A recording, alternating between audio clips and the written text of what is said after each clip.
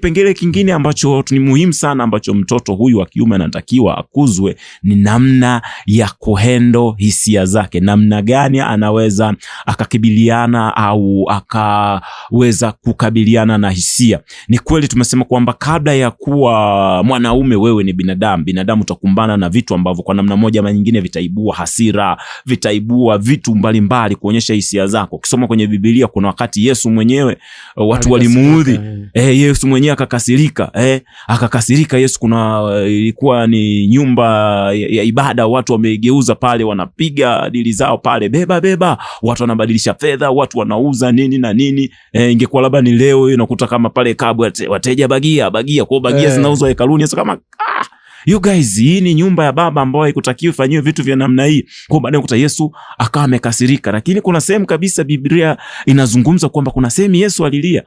Na ni mstari umejitosha, Yesu alilia. Imetosha hapo.